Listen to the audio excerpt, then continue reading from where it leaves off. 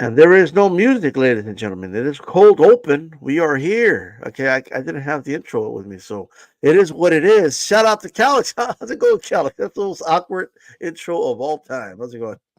Hey, it's good with me. I, Thursday. I could sing. You want me to just sing a song? Go ahead. You want to sing? You know what I mean? Like Go I could ahead. do like the beat, like da na na na na da da da da da da da da da da da da da da. D There you go. style boxing, dragon style, and Calix boxing. That's right. That's when you were less known. Like, you know what I mean? You weren't quite as known, Now but everybody you've grown your knows. profile. Now everybody knows my name. I mean, Nobody knows the struggle shout he's out Bruce had. Gas in the building. Saludos to Jesus M. Shout out Chicano Prophet. Look, we're rocking and rolling already. Let's get this popping. It's Thursday. It's weekend eve. No boxing this weekend, unfortunately. Besides Mayweather versus Gotti III. Are you watching Mayweather versus Gotti III? I think you're paying for the pay-per-view. I think you're watching it. I think you're I watching it. think, Did you know this is John Gotti's grandson? I saw John Gotti Jr. on but stage. they're fighting in Mexico. Like, why don't you fight a grandson of like El Chapo or some shit? Like, you know what I mean? Or like, you know what I mean? Like, just The whole go with thing's the theme a weird. little bit. John Gotti Jr. is out there, and I think he's a confirmed rat, but I don't want to throw that out there of the mafia. And he's saying my family doesn't run from anything. We don't run from anything, even the government. So we're not going to run from Floyd Mayweather. It's like, bro, from Floyd Mayweather in an exhibition fight. Who What does cares? that mean? I don't know. I know you're watching it though. That much I Uh, know. Um, I don't know. Is it pay per view? Free box. It's a pay per view on the zone. It's on Dead Fuck. Zone. It's on Dead Zone. So I thought it was just an app, and like Floyd will never fight on an app, and Floyd will never like fight on an app. He'll never fight on Dead Zone. It's not going to happen. I don't know, man. I have zero interest in that fight, despite all the like people keep telling me like, oh, don't you want to see what happened? Look at what happened the last time. Like, no, I don't want to pay for like people acting like fools, bro. Like, I don't even know what happened anyway. I have no there was idea. like a brawl broke out. Like, you know what I mean? And Oh, is that it was right? just yeah, but like nothing serious even happened. Like, the whole thing was just stupid. Like, this whole thing is dumb, bro. Like, I don't know, like grandsons of mobsters are supposed to be impressive to people now. I don't know. It doesn't matter to me, bro. Like, John Gotti the third. That's the opponent. I Um, thought it was their third fight because I saw no, this is the Mayweather third. Gotti 3. Like, I saw the 3. I'm like, what the fuck? Is a This is the trilogy? What the third fuck? John Gotti, is what it is. It's the third Okay, John so Gotti. it's the second fight though, right? Yeah, each John Gotti gets less impressive as it goes on. But anyway, Strong man with easy times. So right now we're in the hard times phase. yeah, You know what I mean? That's where we are. we're in hard And times. it's a weak man about to create some good great time, hard times or whatever. So Yeah. it is what it is. But So man, I don't know if you saw this. Let's start off with this. Bud Crawford. Do you know the unofficial weights um, of the fight? The weights of when these yes, guys step in the ring. You know what it yes, was? It was Bud yeah, 159, yeah. Madrimov 158. So what that tells me, I don't know if you have thoughts on this. It wasn't. I thought it was 168. No. 159. Oh, you're right. 169, 168. That's Okay, okay, right. okay. I'm like, what? Yeah. Did I have some like Mandela But effect? What's going on? no, you're right. Is it, But what that tells me is there are guys in the junior middleweight division who hydrate into the mid 170s. So there sure. are bigger junior middleweights here that Bud hasn't fought. Bud was same size as Madrimov in the fight. So what it tells me is I think Bud's original inclination that he can only go up to say 158, and middleweights are big, and we kind of want to stay away from middleweight if we can. I kind of think this is his ceiling, right? I think that's what this shows is you go 116, 112, 115, 113 with a guy who's not a big junior middleweight. What it tells me is this could possibly be a ceiling. Would you agree with that? Yeah. Well, Besides a Lara Danny So Garcia there's two winner. ways. There's two ways to look at it, right? Is it a ceiling in terms of a way you could campaign at? And by campaign, I mean have multiple fights against multiple fighters. Clear out the division. Maybe I think he's told even for that, but this is a ceiling for sure, right? If anything, I think there's some guys at 154 that could beat him actually, but nonetheless, yes. As far as one-offs, look, great fighters are capable. Even if we take, yeah, I agree with the Danny Garcia Lara thing, but as a one-off, I think he's capable of beating any middleweight in the world, Mm-hmm. right? His body just won't be able to take multiple fights at middleweight, but he could do one or two, right? 168, I'm sure there's some super middleweights he could beat. Now that might be a stretch too far to be quite frank. Even he said, I think he'll do the Canelo fight because he knows Canelo's not a big super middleweight. I think that's part of the reason, plus the money. But Mm-hmm. I do agree, on most part, this is a ceiling as far as a weight class where he's going to be a player at in any type of multiple fight capacity, right? Yeah. I'll say that. Do so the Alan Dawson article. I sent it to you earlier to Yep. read. Interesting article.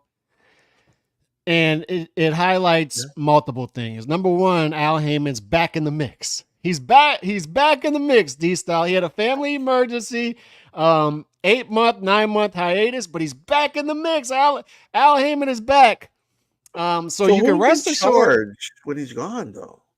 The Cubis. This is the information that I got months ago, back in like February. It's Sure. Al Heyman's mom passed away. He's been out of the mix since December 17th, 18th.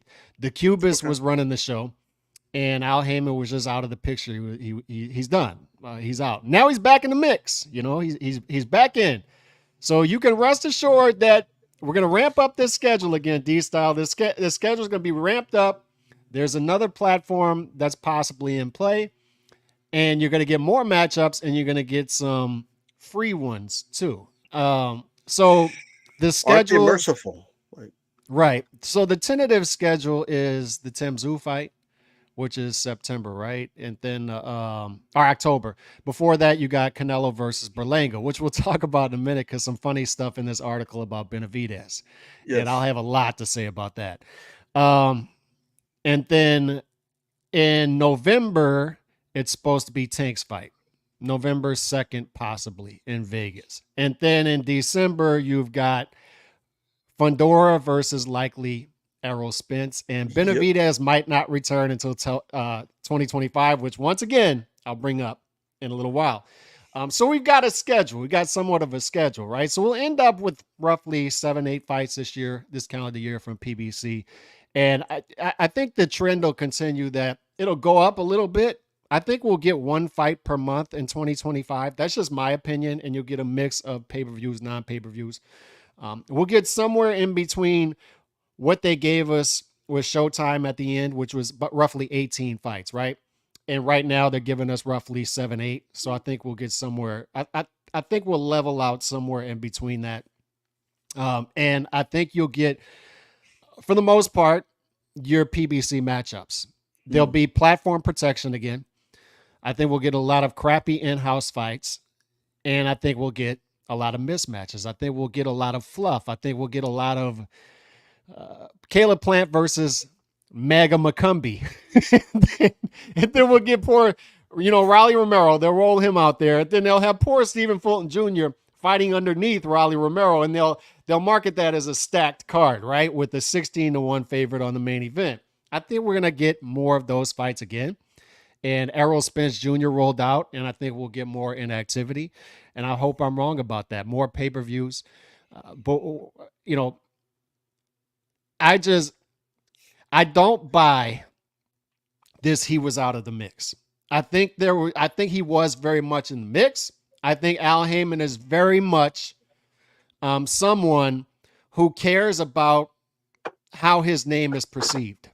You ever seen The Wire? I don't know if you've watched The Wire, but there's a scene where Marlo's in The Wire. He's in the jail cell, and his workers around him don't give him information that somebody out in the streets is talking bad about Marlo, and he says, "My name is my name." At the end of the day, my name is my name. I'm Marlo. I don't want anybody speaking negatively about Marlo. I think Al Haymon is very much cut from that cloth where he very much cares what people think of him, Right.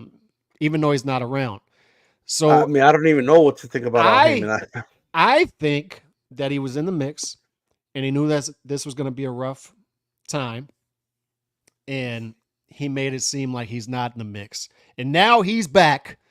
Now that he's back, things are going to be okay again. I think that's the marketing behind this. I just think there's a lot of contradictions in the article. I'll tell you some of them. Not from the guy's just writing the article and he's just quoting what people are telling him, but on one hand, we're being told all the reason. Basically, we're being told Al Heyman was out of the mix to explain why things have been so slow. Right? That's why we're being told that. Right? Yeah, he had a family emergency. That's why shit hasn't been good. So for all the people telling me everything's fine, right? No, they've been telling, everything's fine at PBC. What are you guys talking about? No, what? Now they're conceding things were not fine, and they're doing it indirectly by saying, "Oh, Ahim, he had a family emergency. That's why he was gone." You know what I mean? Like that. That's what's going on here, right? But the problem is, that's what we're being told, right? We're going to be called conspiracy theorists, by the way. But this, I mean, I don't know. Well, being told on one hand, we're being told everything's going to be fine now that the big dog's back, right? Roman Reigns came back. I mean, Al Heyman came back, right? The tribal chief is back, ladies and gentlemen. So he's gonna acknowledge him. Al Heyman's back. Everything's good. But in the same article, like for some reason they're quoting Espinosa, right? Dude says relevant somehow, and he's quoted saying, "Look, it took 37 years for Showtime to be where it's at. You know what I mean? It took 37 years, so it's going to take some building." Like Espinosa, we don't got 37 years, you fucking blithering idiot. 37, like, what do you mean? What does that even mean, bro? Like, no, it took, like, so one hand we're being told everything hasn't been great because Al Heyman had a family emergency, but on the other hand, you guys need to understand everything's a building process, right? So it's going to take time. Look, it took 37 years for Showtime to get where it's at. So which one is it? Are things bad because Al Heyman was gone and now everything's going to be good, or was he, like you said earlier, just there was some building that needed to take place? There's going to be some growing pains with this new little project they got going on because they don't have the funding of Showtime anymore, right? I mean, that's really what's going on, in my opinion, right? You just don't got somebody. See, everyone is very giving with other people's money. Everyone's very creative with other people's money. Everybody has ideas with other people's money. Everybody could throw around money with other people's money. Everybody could make fighters millionaires with other people's money. Anybody, just literally anybody could give us trash fights on Fox Sports with other people's money. Anybody could give us mismatches with other people's money. Anybody could just do whatever with other people's money because it's other people's money, right? But now they don't have much of other people's money. Right. They don't got that anymore. So now they got to do what everyone else has done forever. Like, hey, we got to think about how we can make a profit with some of this shit if we want to survive, if we want to stay around, if we want to stay afloat. Because now, when there's a hole in the ship, we will sink. They're not covering our holes for us anymore at sea, right? The game has changed. And while I empathize with I've lost a parent before, it's a heartbreaking thing. Right? It does not explain why PBC hasn't done anything for months, though. Yeah. But there's a saying, it's called life moves on. It hurts to lose a parent, right? Yep. But you don't stop living. You don't stop doing anything in life ever. Like, you don't you can't become a hermit for 7 months and do nothing, right? I just think that's an attempt to, not that was said in the article, but just saying he had a family emergency is a way for people to just kind of lay off of them and be like, "Oh, he had a family emergency. You can't criticize that." So just lay off of it. But me, look, at the end of the day, if Eddie Hearn had a family emergency, I'm sure Matchroom would still function, All right. If the head of the zone had an emergency, I'm sure the zone will still function. If the head of a restaurant has a family emergency, the restaurant would still function. Okay, it's the way it is. So It it has speaks to. to, It has to. yeah, like how, like, so you're telling me that Al could just one day just decide, okay, I don't want anything to do with this anymore, and PBC will literally, like, no one will be able to run it, right? That's basically what you're telling me. So how It's strong? too complex. It's too complex of an organization, and Al Heyman is too intelligent for anybody to even think about being able to function at that capacity. Is I what's mean, I don't know going. about you, Calix. With other people's money, I could do a lot of great things. Right? So I had Jay Chaudhry on the show 2 or 3 weeks ago, and one thing he told me was Steven Espinoza was still around at the PBC as a head consultant, and this article confirms that he's PBC consultant, so he's still getting He's paid. He's got still very much he's got involved. 37 years to build it back to where it was. Right. Right. So he's still around. So great news, right? Great news that he's still around. Well, one thing he also told me is there is some sort of budget with Amazon. It didn't say what it was, but they are working with some sort of money here, and the fact Yeah. that we're starting to see some free shows confirms that a little bit. I don't know what the budget is. It's not going to be what Showtime's is, obviously. But I very much there are certain articles that I read, and this isn't just boxing, right? This is just there are certain things that people tell me, and it almost insults your intelligence that people are trying to pass it off on you. And this is one of them. I'm reading this article, and this is one of the most hilarious articles that I've read in a while, from top to bottom. And they're trying to pass this off as a family emergency, and this is why they had tumultuous times, and they've been trying to gain footing. And by the way, they've been telling us everything's fine, right? Everything's fine. Everything's fine. Now the article confirms that they were very concerned. We're very concerned if PBC is going to go on.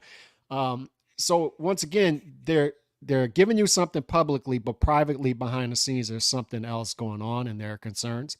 And now they feel like they've got their footing. So it's very much a coincidence, D-Style. Very much a coincidence that now that they've got their footing, Al Heyman's back in the mix. He's back in the mix. He's over this family emergency. He's back in the mix. And I just think what it is you have a guy who's very concerned with public perception of him. And he knew there was going to be some rocky times. So let's pitch it as I'm stepping away for a while. And once I get back, once I get back, everything's gonna be fine. We're gonna get free shows again. We're gonna get loaded cards again. And I think so. Let me ask you this though, so what? I get he had a family emergency. I get all that. So your answer was to go with an app that's never dealt with boxing and with limited dates and that was your answer while you're gone. That's what you left your second in command in charge of. Like that's what you said. Okay, but let's do this deal, and then I'm gonna go take care of my family emergency. But let's do this deal first, right? Instead of just signing, you should have just gone with his own. They would have gotten you dates. They would have gotten you all those things. And then you could deal with your family emergency accordingly. I just don't. A lot of this isn't adding up, bro. A lot of it. And then why isn't Steven Espinoza the second in command? He's not the second in command. Poor Steven, he can't even be second in command. He's a consultant, right? The president of Showtime Sports, the dude that knows the business, and because everybody knows the business, everyone wants to take credit for everything that's been done in boxing in the last few years. Like, have you noticed that? Yeah. Like when people talk about Floyd, like everyone wants to take all the credit. Like De La Hoya says, "I promoted Floyd, me." Like, you know what I mean? And then you get Leonard Allerby, "I'm responsible for what we did with Floyd, me." Like and Espinosa, same thing. Like, did you see the gates last year? Did you see the gates? Yeah, Showtime had nothing to do with the gates. You know what I mean? Everybody wants to take credit, but anyway, that's your second. De Cuba's your second in command. I mean, I think they were scrambling. What is going on? And once again, and I've said this before, if you were blindsided by Showtime leaving, what other, like, could you imagine the laughing stock that Eddie Hearn would be in American boxing from these journalists if Eddie Hearn was that blindsided by a platform leaving, and then he puts on 3 shows in 7 months and he can't get it together? They'd be laughing him Well, out. They'd be the laughing him reality out is, the country. Alex. And in reality, what it is Al Heyman has these dudes tied around his finger. I think they're knowingly promoting this fake news that he's out of the picture. I think he's been very much in the picture, but it's I taken them just so long to get this second platform that I think is coming. It's taking them so long to get a schedule together right. that to me it's incompetence. To me, it looks terrible, but they I permit. just think, Remember when they signed uh, when they signed this deal with Amazon and they were saying never count out Al Heyman. Al Heyman's back, and they're promoting it like that. It's like, dude, it took you that long to do so it. why And were where's they the schedule? talking like that for? But think about it. You're right about that, right? Oh, we already had we were ready for this, and we already have a plan in place. I knew some people that through PBC sources were being told, "Oh, we have this all figured out." Al Heyman's got this like nothing, right? Now this Mhm. whole now the town has had a family emergency. Like he had a family emergency, right? That's what we're being told now, right? In hindsight, that we know it didn't work out. Okay, but Uh-huh. we were being told he's got to figure it out. You don't understand. Al Heyman, he's always on top of the game. He's always this. He's always that. He's so Um, sharp. He's so sharp. he's so sharp. He's always He's one got step this ahead. now. He's always one step ahead. Just watch. Dan Raphael was reporting that there's going to be all these dates. Oh, like, oh man, there's going to be so many dates. You're going to get tired of all the dates, basically. Like, you know what I mean? Like, where did Dan Raphael get this information from? If like who's the irresponsible person, He right? got it from Al Heyman. It's where he got it. But like so you're telling me somebody, like, if you were to believe that he was in a family emergency, just recently said, okay, I'm good now. Who told this dude, Dan Raphael, that, oh, don't worry, we got all these free dates are coming. Free dates are coming. Free dates are like the British are coming, but the free dates are coming. The free dates are coming. Like, he was like Paul Revere. He was like Like Dan Oprah with the Raphael, cards again, he just right? can't, yeah, he Free just date can't for ride the you. horse. Free date for you. Yeah, he was like Paul Revere and the horse. Like, oh yeah, free dates are coming. Free dates are coming, and the free dates never came. There was never any free dates. But who told him this? Who's the liar? Because if everything was in peril, we're suffering because our leader was gone. Jon Snow wasn't around, right? So who was dude? What's going on? The emperor wasn't around. So who's the dude that was saying these things to the media? Hmm.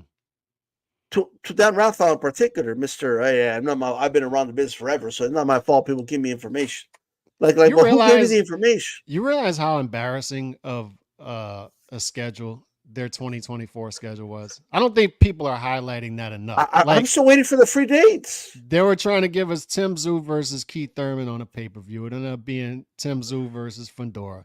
Um, Canelo versus Munguia. I think that's a fine pay-per-view main event, to be quite honest with you. But November, they give you Tank versus Frank Martin pay-per-view. Yep. Then they give you then we got to wait a couple months, and the next one is Yeah. Canelo versus Berlanga, 16-1 favorite with a terrible undercard. And they're trying to pitch it as this deep undercard. Raleigh's on it. And they got poor Stephen Fulton Jr. Scooter out there who's waited 14 months. He's complaining because he's on the prelims, but he's the main event on the prelim. So poor Stephen Fulton Jr. But then they're gonna have They couldn't find a better feather. Like, the featherweight has a lot of good fighters. yeah. You couldn't find, like, the fact that, bro, like, Top Rank just gave us a better fight last week than that fight Yeah. for free. Like Leo, a guy that Fulton's beat already, by the way, against Venal Lopez. That's a fight I could see on an undercard of a Canelo type fight, but the undercard is trash. And I'm seeing people go at the Riyadh season card, and I'm like, yeah, a lot of them are mismatches, but They still got it's 3 still, even odds ones, yeah. yeah, but not only that, like, at least there's showcases of, like, fighters that are, like, relevant. Yeah. You know what I mean? Like they're like okay, I Opetiah he's giving a gimme here, but he just fought Bradis at least. Yeah. You know what I mean? He's coming off a Bradis win, and now he's going to fight this guy. So my whole thing with like right now with PBC is, I guess the Tim Tszyu fight, is that the first free event they're going to give us? Yeah. Tim Tszyu in October. That's in And I don't October, bro. even Like know the how year. much of that is PBC and how much of that is Australia. The Australian money putting that on. Yeah, well, that's a great point. You know what I mean? So like there's a lot I'm that's going on here, and to me, it's like, who didn't have the foresight to say, you know what? Let's launch with like they uh can't. with with Canon or with a Canon, and let's just do this Tim Tszyu Keith Thurman fight for free, Remember right? when they lost the Showtime deal and it was reported? Because we knew about it before it was coming, but when it was reported, Yeah. we started to say, I don't want to put you in this. I think you were saying the same thing, but what I was saying was the best thing that could come from this is if PBC goes to the zone, because then you lose the Yes. platform protection stuff. Then we get into more of a post platform protection phase of boxing. And it felt like we were getting out of that too Yep. with Riyadh season, because they started to put all the promoters together and mix and match fighters, and that's good, right? But now we're hearing that possibly Boots could have trouble getting fights at 147, and with Al Haymon back in the mix, I'm sure you'll see a return of platform protection and keeping fighters insulated. So I don't think that's it. But the best thing that could have came from that is PBC going to the zone, because then you have three promoters on the zone and they can make all fights there. That's what's best for boxing. But what PBC is showing us was they're willing to go into these hard times. They're willing to go into this terrible period of 8-9 months where it looks bad for them. It looks tumultuous in order to stay away from something like that, because they're not worried about the betterment of boxing. They're worried about having their own thing, having their own little league over there and protecting their fighters and keeping them insulated. Mm. That's what this shows me, is they're willing to take on that danger of what it looks like publicly, and on top of that, trying to keep their fighters on their roster while going through this, other than doing the easy thing and going to the zone, because I'm sure the zone would have been open to that, and being on there with other promoters and just making the fights with other promoters and sharing that platform. I think we're going to see more of the same going forward with PBC in 2025. I do think they get their footing back a little bit. Mm. I do think they hold on to some of these bigger name fighters on their roster, like Tank, Benavidez, etc. They keep those guys in house, and I think we're going to see more mismatches like we've seen from PBC Yeah, but in the my past. question to you, Calix, is Prime going to be around next year with PPC? I don't know. I think so, because I don't know if they're really investing anything in the PBC. Does it look like they're not doing press conferences? Yeah, but like so many things could happen. Let's say Canelo works with Riyadh. Like, I'm not saying it's going to happen. It's hypothetically. Mm-hmm. Well, then they're losing a big chunk of like the one dude that could do a pay-per-view event with them, Yeah. right? Like it is what it is, but like that's where they are. If Tank Davis, he's not that active. If he continues to fight once a year, that's just not enough. Like this, they to me, There were I if they're I don't able know to how. keep. Like we already have PBC fighters that are like getting like restless, bro. Like they're voicing it on social media. Yep. You have Fulton's not even like. It's hard what to say, because on one hand, I'm saying to myself, Fulton, just be thankful you're on an undercard of Canelo. Like it's better than nothing. But at the second time, but in the second hand, it's like, okay, this was somebody who was a unified champion in 122. He goes from a high of fighting Inoue in Japan, like it's like Yep. to like now he's on a prelim. He could have stayed in the Japanese market too. That's the sad part. Is the Japanese market? You look at this card up and down from October 13th. That's coming. Junto is on the undercard of this fight. You got Takuma Inoue versus Sutsumi at the top. he's like Damn, Junto Junto's a Junto's like B-side to the yeah, brother. not only a B-side, Junto is the third fight, I believe, on this card, but that's I how think big it's a the two. I Tokyo think it's a 2-day event though. I think it may Junto's the be. main event on one night. Yeah, It no, might Junto's the main event on one night, and then it's a 2-night event.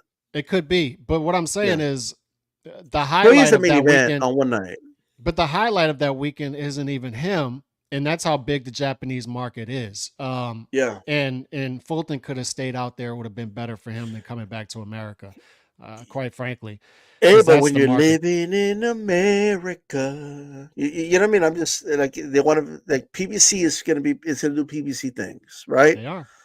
And if I'm Fulton right now, I'm wondering like what's their plan with me? Like, okay, this guy Angelo Leo, like, can PBC even get that rematch done? Are they capable of getting it done right at this point? Like are they? He's fluff. I don't He's know. filler. He's filler for them. And I wish they would. I think what happens is you have some unimpressive people. Speaking of which, Samson Luka Wickwicks was in this article, right? With his Talk to 27 me. gold chains. He's used car salesman. He's got his rings on, right? And he's Is that got how his you hair pictured slicked him in the back. quote? Like you pictured him with the gold chains and He's the got his gold chains, he's got his gold rings, and he's slick back hair, and he's going on these YouTube channels, wheeling and dealing, right? Selling his snake oil. And one of the most unimpressive people in the sport of boxing, and in a sport full of unimpressive American power brokers who take advantage of these young fighters up and coming who just don't know much in their Alex, you got to understand, like that this guy marinated Plant versus Benavidez for 5 years, brother. genius, the Right? genius of that, the genius of that. And it did 50,000 but You marinated. it's unimpressive people who aren't capable of properly marketing fighters, who are marketing fighters who are refusing to market themselves because they're being overpaid, and then years later they wonder why they're on prelims underneath Raleigh Romero, right? And that's where Stephen Fulton Jr. is. But as I read this article, Samson Lukawicz's name comes up, and it's Fedora versus Spence, and it's more PBC stuff, right? It's Spence is going to be gone for 16, 17 months and go up a weight class and fight in a title fight for 2 titles at 154, right? They're going to roll him out there like weekend at Bernie's against Fedora, and I pray for him, because will he lose his eye in this fight? I don't know. Is anybody looking out for him? I don't know. But that's the type of stuff you're going to get from the PBC. But I'm reading this article, and to me, one of the pull quotes is at the bottom when they start to get into Benavidez. And will Benavidez fight in 2024? And I'm reading this, and I'm beside myself. And I'm texting you. I'm reading this morning. I was like, no. And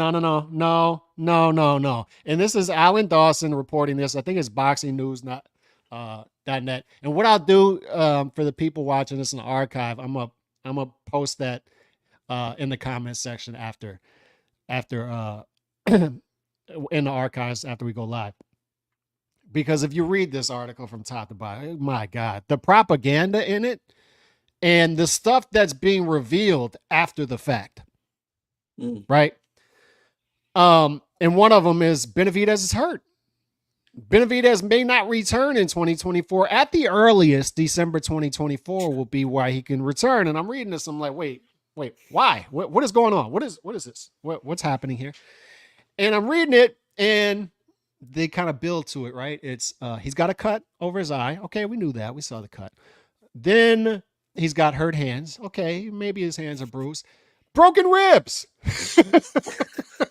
Not a broken rib, singular, plural. Broken ribs. It's like, wait a second. Whoa. Wait, what? His ribs are broken. What?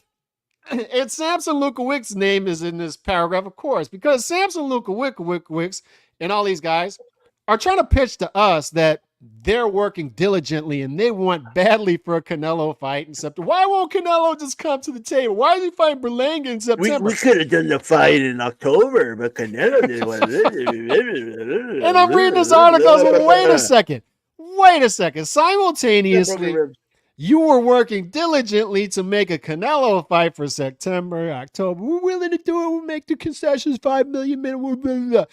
And then I'm reading this. the earliest he can come back is December because of broken ribs. So this whole time, this dude's been walking around with broken ribs. And they want us to believe at the same time, simultaneously. It's remember when I told you earlier, like it's the when people try to insult your intelligence as a consumer, that's where I get bothered. So as I'm reading this article at the top, and this is why it's unbelievable to me, this article, and it's just being passed out there. And I'm surprised they didn't drop it on a Friday evening, right? Because that's usually where you bury stuff. But oh man, I'm reading it, and it's Al Haymon this whole time. He hasn't been there because, you know, family issues and and now he's back in the mix. Yeah, when things are getting back going, right? He's back in the mix conveniently. And now we find out that this whole time it's been pitched to us that Canelo's ducking Benavidez in September because Benavidez really wants that fight and he's willing to bounce back quickly. This dude's walking around with broken ribs, D-style. I can't believe it. Broken ribs. Let me just say this, okay? I see Nando waving the white flag. He's literally waving the white flag for the year. like this. This is crazy, bro. So like, how do you interview saying like, oh, I can't believe he's gonna fight Berlanga instead of fight, you know, the people want him to fight me, but he's gonna fight Berlanga. And I'm like, you can't even fight, dude. You can't fight Berlanga. You can't fight Calix. Like you got broken ribs. He might be able to get away and fight me. My ribs are broken. Like what happened? Like they're broken. Like what? What do you mean? Ribs? Like what is going? What do you mean? You're not a rib, bro. Your ribs. Like this is crazy. And remember when you texted me? You said, "I don't even remember Vodzik hitting Benavidez with a body shot." Yeah, I'm like, how did he break his ribs? I don't remember. Honest to God, bro. I kept thinking to myself, like, man, this dude Vodzik really doesn't go to the body. Oh. Like, he hurt his ribs going to Vodzik's body. Like, how does that happen? Imagine he fought Canelo like that night. I want to show you this. Christ. I'm going to show you in a minute this. Oh, here it is right here. Pop right up. I'm going to show you this this quote. Right. I'm going to share it. Hold on one second. Present, share screen. Watch this quote from Canelo, by the way. So Canelo says, if you can't read that, if it's too small, it says Canelo Alvarez blasted David Benavidez light heavyweight debut versus Alexander Vodzik with a silent G. And here's the quote. I think that's his weight class, 175 pounds. And you can see he's very different. He can't do nothing with the fighter who retired. You need to read this in Canelo's voice, because that's what I pick up when I read this. He can't do nothing with the fighter who retired in 2019. It's different when you're in your weight class and fighting with guys. I think that's his weight class, 175. And you see he's very different. Motherfucker can't do nothing with the fighter who retired in 2019. Motherfucker different when you're in your weight class and fighting guys in your way. It is. And that's a quote from Pound for Pound. There's no way he did that quote, by the way. Like I refuse to believe, by the way, that Canelo didn't throw in a couple cuss words in that sequence. He definitely did. And Michael Benson asked him out. But okay, multiple things here. Insulting intelligence. This is the trend, right? I very much look, man, pound for pound lists are subjective, right? But they're only subjective to a certain point. It's like, come on. So when you have a guy, and look, if a guy's making a weight class, he's making a weight class if he's doing it legally. Yeah. Until I have evidence, because people tell me memo already, all that stuff, right? But until I have evidence that he's not doing it, if he's doing it cleanly and nothing illegal is done, all right, the guy's making a weight class. He's a super middleweight. Good for him. He can blow up. He can do it. I question how sustainable that is. As long as he can do it, he can do it. Fair enough. Weight class business. But this is my problem with guys like Benavidez and American boxing journalists and American fans. And it's clear to me at this point that Benavidez's whole aura, and I think you'll disagree with me to a certain point because I think you're higher on Benavidez than I am. Fair enough. Because once again, subjective. But I think his whole aura has been 168. I think his whole aura has been his attachment to Canelo. And what Canelo is alluding to here, and I'm sure Canelo is reading the same reporting that we're reading that he got busted up by Vodzik with the silent G, is that wasn't a great performance, particularly second half of the fight. It was a very rough performance by Benavidez. Did not look good to me, in my opinion. First half of the fight, okay. Second half, he didn't. But it's clear he's different at 175. Same thing with Morrell Jr. And they're building these guys up at 168 due to their attachment to Canelo, and they're doing it artificially. It's not genuine, in my opinion. And when I see Benavidez get busted up a little bit, when I see Morrell Jr. struggle in his fight at 175, I say these guys just aren't what they're pitched to be. And my issue is, especially when you have a bigger guy in the weight class, because if you can make the weight, fair enough. It's not weight bullying to me, but pound for pound is pound for pound.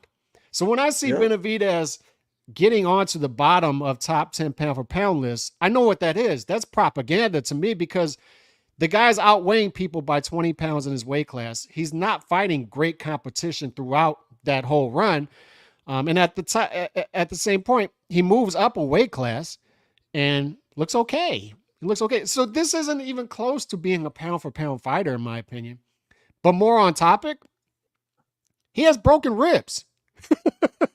We can't skip past that. Like, you've been pitching that you're ready for Canelo at any time, any place. You'll take whatever. You'll fight him wherever. You'll take $5 million minimum and he could keep the rest.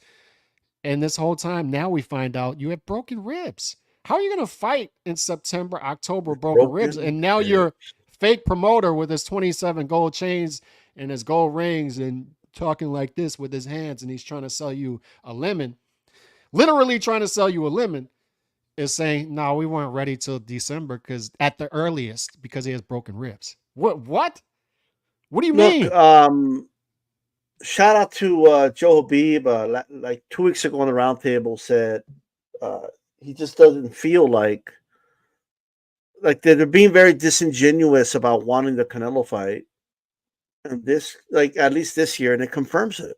Yeah. Like whatever feeling people got that were like, I don't know, man, I just don't see that this dude really wants this fight this year. Obviously, whether it was just a guess, an intuition, or whether it was looking at a pattern, whatever it was, even if it's accidental or whatever, those people were right. Because you can't fight like that. Now, granted, I still don't know how the fuck he broke his ribs. I don't know, that's like what? I don't know if it was a thing in training. I don't know if something happened. It must have been because Vodzik never went to the body like that. Like, I don't remember Vodzik unless if he went one time and he broke the ribs with one body shot. I don't even know what to say. Like, you know what I mean? I don't know. But I have no idea. But it should put to rest at least 2024 this idea that everyone needs to calm calm the fuck down with the talk about Canelo duck Benavidez. He wants no piece of Benavidez, and he could have fought Benavidez. And like, first, it was ridiculous to suggest that he should wait for Benavidez in October. That's number one, right? Yeah. Because Benavidez decided to fight, 3 months before September. Wow, like whatever, right? And to me, like, there was no offer to make because you can't fight a guy with broken ribs. But what do you want? You want Canelo to sit out there and not fight anybody then? To fight no one for the rest of the year? Now, granted, that doesn't necessarily take Canelo off the hook to me. Like, you're still charging $89 for the Berlanga fight. You're still fighting Berlanga. It's still a fight I don't like. I don't like the fact that it's on pay-per-view. I get Al Haymon's back, ladies and gentlemen, and he's charging us $89 for Canelo versus Berlanga. All right? Congratulations. He's back. It feels Al Heyman-ish. I'll say that. Like, you know what I mean? Yes. The fight and the price. It has that Al Heyman-ish kind of feel to it. So I do feel him back for sure. And according to Chicano from our interview he saw, Canelo spoke to Heyman directly about the Berlanga fight, and it was offered to him by Heyman. That And that's that, when Heyman was back. That's when yeah, Heyman that's came when back. Heyman was back, and that doesn't surprise me at all that that was offered to him. Multiple things going on here. Um, First of all, I completely agree with you on Canelo versus Berlanga. First of all, what it takes off the table is this news is Canelo is not ducking Benavidez because how you duck a guy with broken ribs who's not ready to fight. It highlights that there's been a lot wrong going on with both sides. We both highlighted that, but I just can't get past how incompetent Benavidez's team is. And I don't know if it's incompetence or if they're purposely running this scam where they're attaching themselves to Canelo without fighting the No, Canelo but fight. if you think about it though, like his dad was sharing posts that Canelo ducked him this year. They could have. Oh, they're gonna fight Berlanga instead of Benavidez. You're gonna like it's crazy to me when you knew. So there's clearly a clout chase element to the Benavidez Yeah, team. what definitely like for sure. Like look, look. There might be some disagreements here. I don't mind the clout chasing. You're supposed to clout chase a top dog. You know what Yeah. I mean? But what you do with it is different. So, in like, I'm not saying boxing is the sport with the most honor or whatever, right? But when Canelo was injured, he told people, "Hey, my wrist is fucked up. I won't be back till next year, maybe Mm-hmm. September." And that's what he did, right? Um, and it's my opinion. He The actually came back honorable in thing, May. Yeah, he actually came yeah, back earlier the in May. honorable thing to have done would be, "Hey, Benavidez, can you believe he's going to fight Berlanga? Like, what are you?" You know, people that like the honorable thing would have been like, well, look, I'm not going to be able to fight this year anyway, guys. So like, I'm out. Like, you know what I mean? Mm-hmm. I have broken ribs. I got broken ribs. Like, you know what I mean? And I don't know why. I wish. Could you imagine, bro? Like if he was They interviewed could, after the fight, if they it's like wanted this my fight, D ribs are style. broken. Yeah, Uh-huh. if they really wanted this fight, to me, they would make this simpler.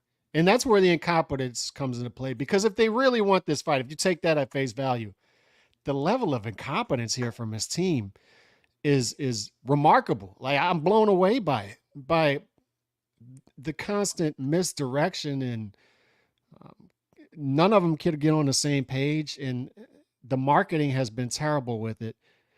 I just don't feel sorry for that team at all I for just whatever need to say comes. this because like people are going to say, and I know what they're going to say, and it shouldn't have to be said by. It shouldn't have to be clarified. It's common sense, but oh, these out 2 weeks ago or last week, you were saying that you think that Canelo fight with Benavidez should have happened, and you even placed some blame on Canelo for it not happening this year. True, I did, but information comes in, new facts come in, and you need to be willing to like adjust your mentality given the facts. The Mhm. reality is that they were out here claiming they really wanted to fight and they were willing to fight Canelo, when in reality they were never in the mix. They were lying. Like Broken ribs. if what Samson Lukowitz said, right, right, unless it comes out, like I know, like maybe they'll deny. I mean, maybe they'll come out and they'll say, "No, no, I never said that." Or whatnot. I hope the interviewer records the interview so they have it on file or something like, as proof. Because a lot of times they'll record the interview, just to have it. But I'm just like, if this is true, this is devastating news for the Mexican monster narrative. It's devastating news in so many ways. And the main way, in like you had all these surrogates, because that's what I call them. They're like Paulie Malignaggi and they're Teddy going out Atlas. here. Yeah, Teddy Allen. You don't want to fight the Mexican monster because he could only see he's gonna put him in his career. Wait, he don't want to fight the Mexican, whatever it is, right? And yeah, Paul. Oh, this is the biggest duck in the history of the sport.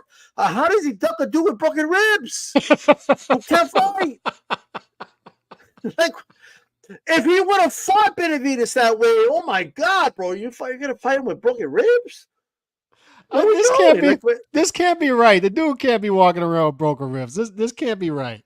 This can't. This yeah, can't the be fight's right. a joke. You know, he don't want to fight me. You know, I'm here. I'll fight him if he wants me to fight. I'll fight him. Look, you can't fight him. Your ribs are broken. All right. My lips. You know, Mike Tyson called him the Mexican monster. The Mexican monster. Right. Well, let me tell you something. You want me to read that in Canelo's voice? Read it in Canelo's voice, please.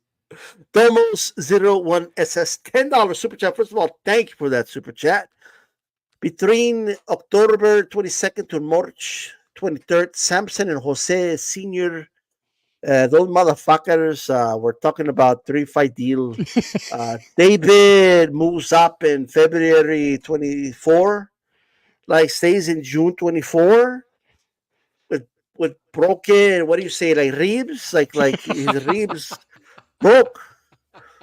When was Canelo supposed to send the offer to me, like with to Reynoso and like those motherfuckers with broken ribs and broken hand and a cut? Like what?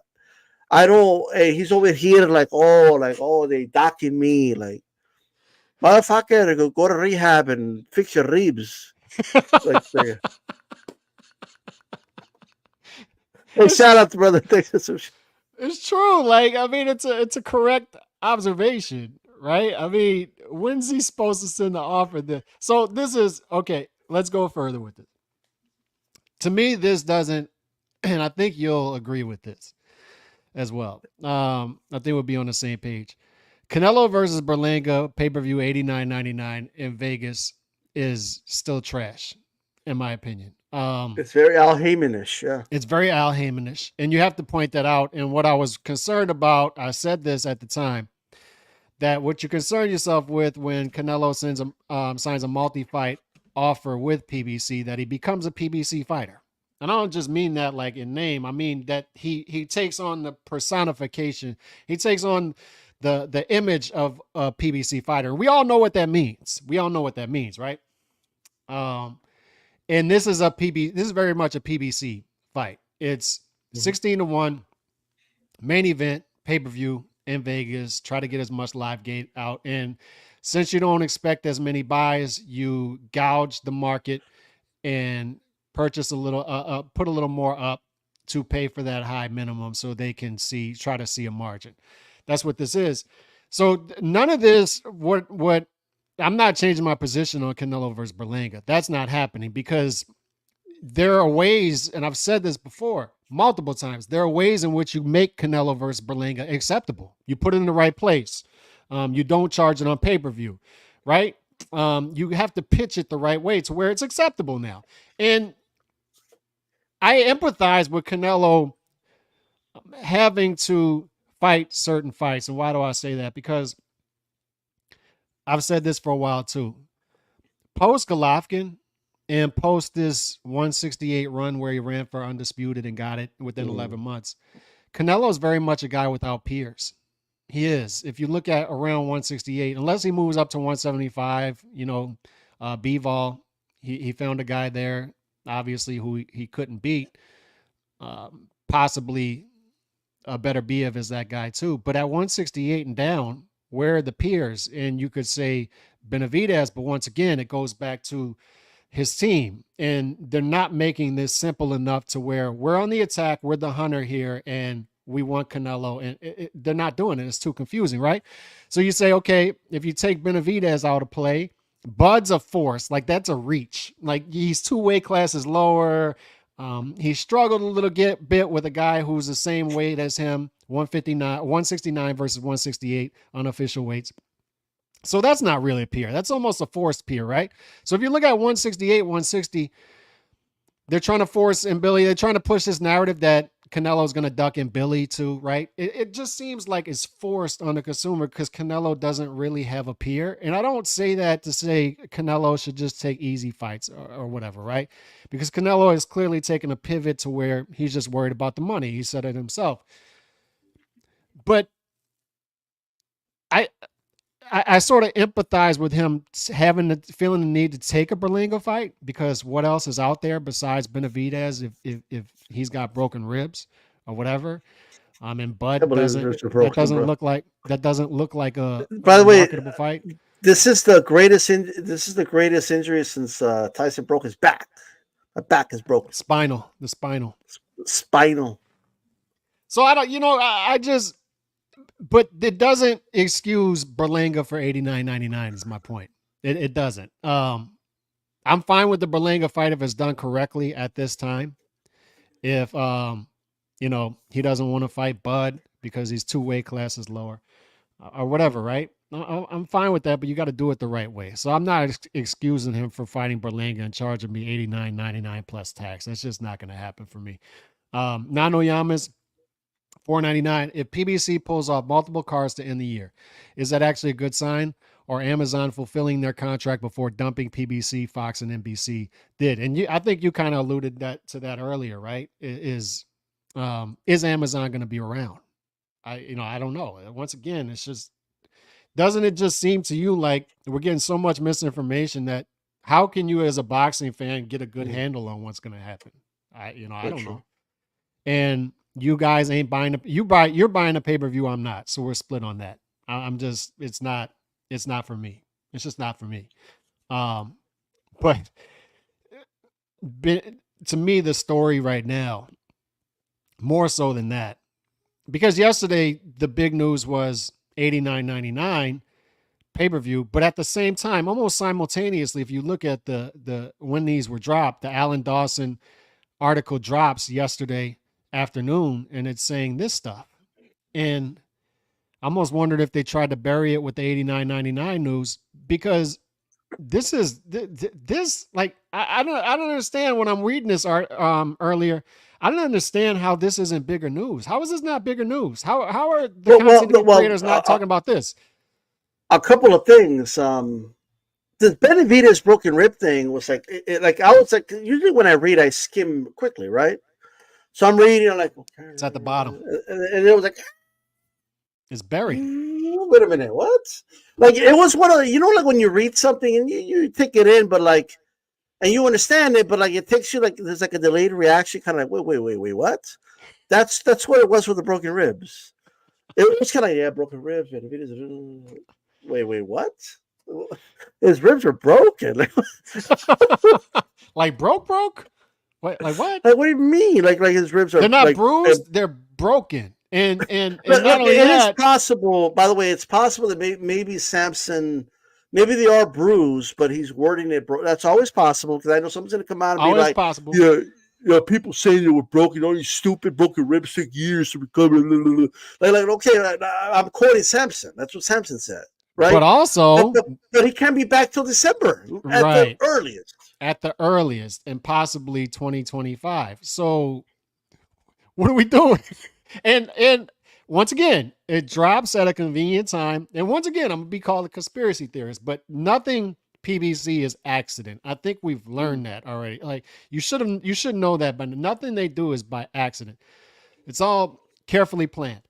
And it drops the same time as they say $89.99. And then, the content creators run with that, right? Because it's the dude with the Fire Stick Boys outside. Fire Stick Boys outside. Fire Stick Boys gonna be outside. And you got the content creators, I'm sure they're all over TikTok, right? Fire Stick, $89.99. But they drop an article from someone who a journalist who is pretty cozy with the PBC. Mm-hmm. You could almost call him a PBC staff writer. And buried in this article, like 20 paragraphs down, he's got broken ribs. It's just like it was just in there, like if it's no big deal, like you know what I mean. It's just like by the way.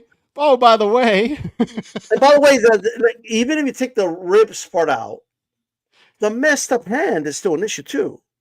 I mean, Canelo couldn't fight him anyway because he has a messed up hand. So we know about the cut, right? And we know about the hand, but the ribs thing is like out of nowhere, bro. Like part of me is thinking like it must have been, but how do you misquote that? Like that's not like you like nothing rhymes with broken ribs like that. Like you know what I mean? Like what? Like what could it possibly have said? Like you know what I mean? Like there's nothing that you could say that's like, oh, I misunderstood because of his accent.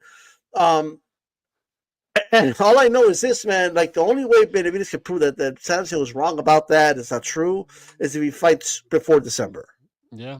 right? Because So even if he like, comes let's out see and what he says, does. no, no, no, no, it's like, I don't know, Right, man. Like, fight. that's what your guy said. Once again, and That's y'all your saying dude. two different things. That's That's your your guy. promoter. Remember That's your that when that's promoter. your Twitter, because it's his promoter. You don't know anything about boxing. It's his promoter, not his advisor, manager. You don't know nothing. Yeah, his promoter said that. Uh, I mean, this thing Oh, stinks to Remy high. with a super chat. It's in Mexico versus Puerto Rico, baby.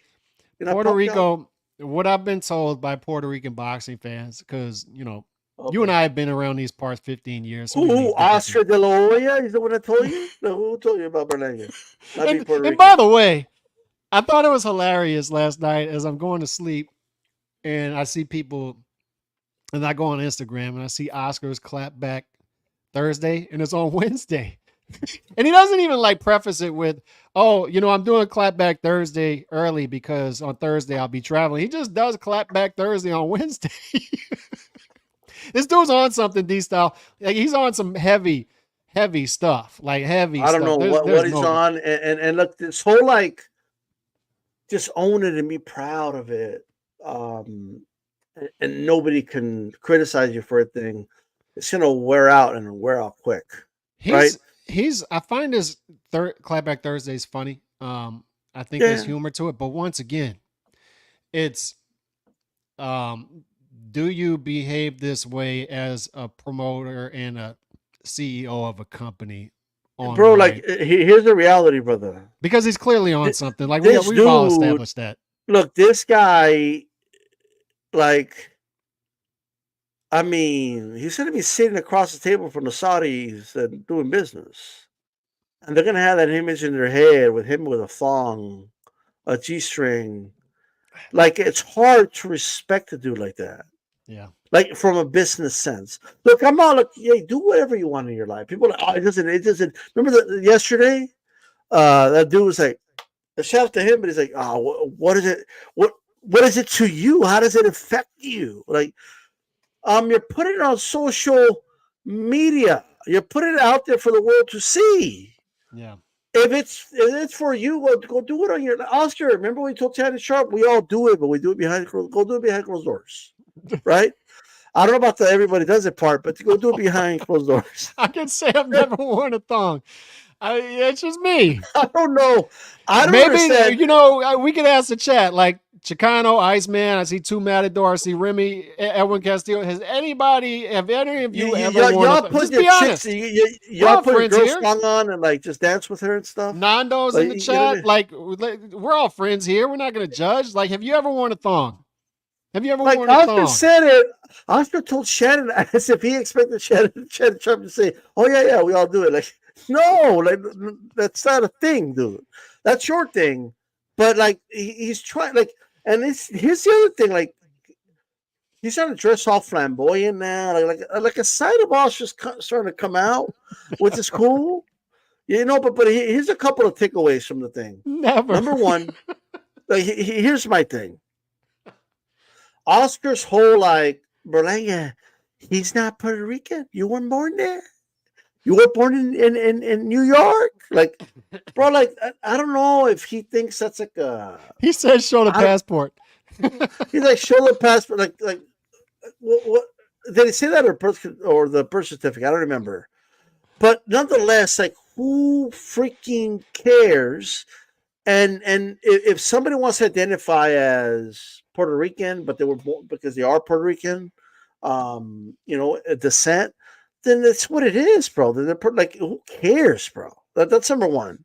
Second, look, bro. Like at some point, even the biggest Canelo detractors, even someone who doesn't like Canelo, right? At some point, it's going to be like, Oscar, you got anything else? I don't know, man. Like, Like I think those dudes love that. I think they love. I think okay, they'll but love but that it's like forever. there's no new material. Fuck you. Okay, you got that. And the Floyd schooled you. And like, what else has he got? Like he's I trying to think flex on Canelo on what another fighter did to him. Oscar, you didn't do that. If you would have beat up Canelo, okay, maybe, but you didn't do it. And then like what? Oh, you're getting on Canelo because he lost? Oscar, you people question whether or not you could have gotten up from that body shot from B-Hop, brother. Yeah. You know what I mean? You lost to Felix Stern. You got a decision for that. Like it is what it is, bro. Like, you lost to Shane Mosley twice. You've lost. Who cares? The whole thing's stupid, bro. Right? Look at what Manny Pacquiao did to you. So you're gonna flex on Canelo because he lost the fight 13 years ago? That's just weird, bro. Like, and it's my opinion, but No, yeah, he's acting weird. He's acting very weird. it's good. But what I was gonna say is, yeah, asking him to show a passport, and you could say that. Um, but this is the thing. I've been told by Puerto Rican boxing fans, because being a Cotto fan, I met a lot of them, and they really don't. This is where Oscar kind of has a point. I don't like his delivery, and I agree with you. Like, if the dude is Puerto Rican, he's Puerto Rican. But there's one thing to be Puerto Rican fighter and be accepted by Puerto Rican boxing fans. And one thing I could tell you is from talking to them, I think I've talked to enough of them to know that they don't claim him. They don't claim him. They want no part of this rivalry. One, because Mexican boxing is clearly better than Puerto Rican boxing right now. And number two, this isn't the guy that they want representing them in such a prestigious rivalry. And it is. This is a prestigious rivalry. This is something that's meaningful in the sport. This is one of the greatest rivalries in all of sports. And they don't want this guy representing them in this rivalry. That's what's been made clear to me by talking to it's every Puerto Rican boxing fan that I've talked to over the past month has told me the same thing. We don't want this guy representing us in this rivalry. That's what they've told. It's in particular against Canelo, because they know he can't beat him. They know it's going to be embarrassing. They know that he's going to get knocked out. This is going to end Canelo's knockout list streak. He's going to knock him out. He's going to knock him out. It's going to happen. Well, keep in mind that I also know some Puerto Ricans that are not supporting Berlanga.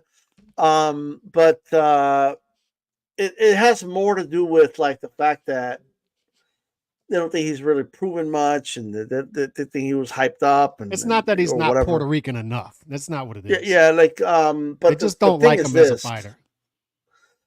Obviously, I do think Austria's saying it to get under Berlanga's skin, right, for whatever reason. But I mean, all Austria's doing is promoting the fight for them. Mm-hmm. That's all he's doing. Like, you know what I mean? It is what it is, but and I don't know to add to that, D-Stout. Munguia isn't a boisterous guy. We saw that. We learned a lot about Munguia's personality on the big stage. Munguia, yeah. I like Munguia, and I hope they continue to fight the tough fights and be aggressive with him. But what we learned was he's not a cocky, boisterous guy. He was very quiet in the lead up, respectful. Right. And Oscar injected some much needed publicity into that card that week, where Canelo and Oscar, I did find that intriguing. They very much hate each other. Despise would be the word. They despise each other. So I think Canelo, it's good for him if Oscar continues that, because any type of promotion is good for a fight like this, because it's clear the Mexico versus Puerto Rico angle's not working. The odds are getting wider. It's just not 89-99. It's just not going to work. But one thing that also helps is this third party type of element that helps promote the fight, because I don't think Berlanga, I don't think that's working. I don't think it's believable for people. His hatred towards Canelo, I don't think it's believable. I think he's going to be very much the same guy that Caleb Plant was after the fight, begging Canelo for forgiveness, right? Like, do you love me? Like that type of thing. Do you respect me? I think that's going to be Berlanga after the Canelo fight. Now that I can dance. And then this is the thing. Turkey Al-Sheikh is that's a good angle. Canelo, Turkey Al-Sheikh, there's a good angle to promote that fight. So you're going to need that for a fight like this. So, I mean, I don't know if you have anything to add to that. But I just, today there have been multiple revelations I would tell you, and this would be my closing thoughts, and I'll hand it off to you. Don't believe what you're told from state-run media, and they're trying to pitch just like I've told you about Turkey Al-Sheikh being pitched as this just good-natured boxing fan who has a bunch of money and he wants to make a bunch of fights before he dies because he had bad health. That's not what it is on the surface. And the same thing with PBC. I don't think it's and look, his mom, and we empathize with that, right? Nobody wants to Sure. see that, and we empathize with people grieving and stuff. But that's not what this is. Clearly, it's. I think Al Heyman wanted to get to a point to where they found some traction. They were able to get some free fights before he came out publicly and said, "I'm back in the mix" through somebody else, because Al never talks to the consumer. He has to talk through other people to the consumer. And I think that's what he's doing through the state-run media. He's like, "You're in good hands now. We're back up and running. And now everything's going to be good since I'm back." I don't think that Al Heyman has been out of the scenes like has been told to me and is being reported. I think he's been very much trying to get this going. It took a long time, and now he's comfortable saying, "I'm back and everything's good again." And then the same with Benavidez's team. What I've learned over this process is you can't trust anything. Samson's a politician. So one thing we know about politicians, they're lying if their lips are moving, right? And that's Samson. If his lips are moving, he's lying. And that team has multiple people saying multiple different things. It's not clear. And one thing we know, once again, is they weren't being truthful. And this whole time they've been saying that they wanted the Canelo fight. The dude has been walking around with broken ribs. Yeah. And he hasn't been Um, ready until he won't be ready until the earliest December 2024. That's like the that's fact that they try to bury the whole broken ribs thing. and they tried to bury it in the article. If Samson is quoted correctly, right, at the very least, injured ribs. I'll word it that way, right? You you you try to cover all that up, which I'm not even saying there's something wrong with that, but at the same time, you're trying to sell to the public that Canelo wants no part of the Mexican monster. Like, you know what I mean? He's over here like, um, I don't know. I think I value transparency, and if you're not being transparent, then that leaves too much room for me to interpret things, Yeah. right? And I need to interpret what I from what I know, right? So as far as the Al Heyman thing, it reminds me of the Odyssey when they're trying to sell us a story of the Odyssey, right? Where Odysseus, he's been gone, he hasn't been around, and his kingdom is falling apart because the leader is not there. You know what I mean? But Mm-hmm. then, right when you know everything's in peril and everything's falling apart, and his wife's about to be forced to marry another man, and everything just it's just falling apart. Odysseus shows up at the beach right on time. He saves the day, and that's what they're trying to sell to. Like Al Heyman showed up right on right on the money, right? Al Heyman snapped out of his slumber, right? He's at the beach now, right? He made it to the beach. They weren't able to get his Swords out. cell phone in Cleveland or his home phone number. Everything was turned off for 9 months. And then all of a sudden, one day, they send a text and Al sends something back. I He's mean, magically back. how did people communicate before cell phones? I mean, how did people even do things? Maybe like you could have gotten a hold of somebody, unknown acquaintance. Maybe you could have gone to his house. I don't know, just a guess. For 7 months, somebody could go knock at the door. Hey, well, you there? Like, you know what I mean? What? And then here's the other thing. So he has a family emergency.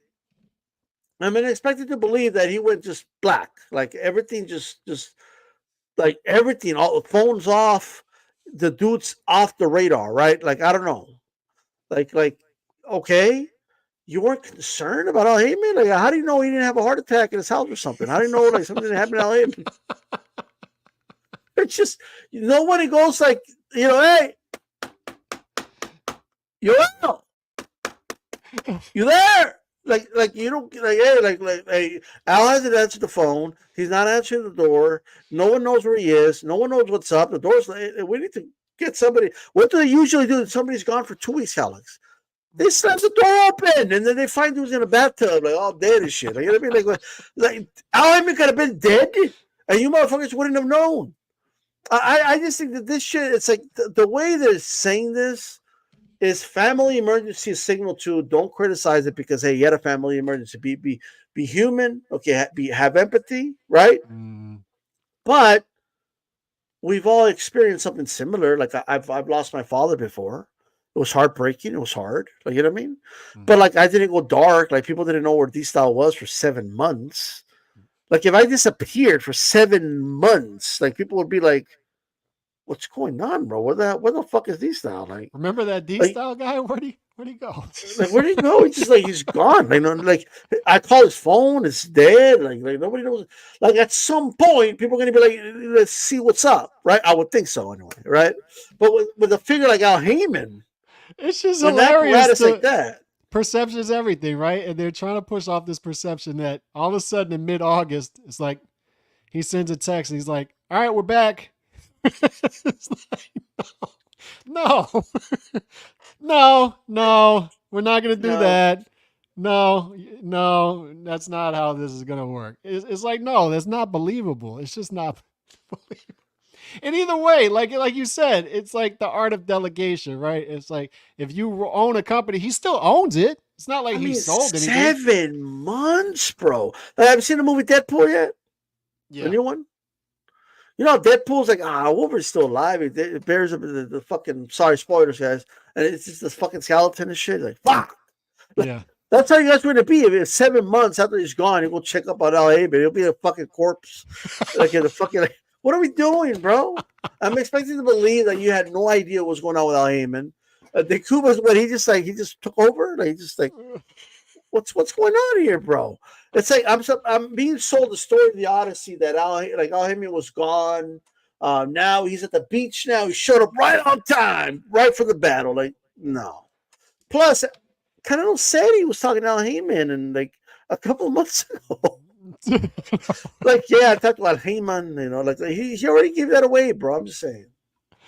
All right. Well, it's been a great show. Appreciate you. We're on the round table tonight, right? Roundtable tonight. We're gonna have it's gonna be on Ringside Reporter. We're gonna have Steve Kim will be on. He just confirmed, and we'll have Lyndon from Boxing Deep Dive and 408, and if Calix is available, he'll be on too, and I'll be live, and Beeb and all that. It should be a great roundtable. All right, we'll see y'all tonight then. Peace. God bless. Keep it boxing. Peace.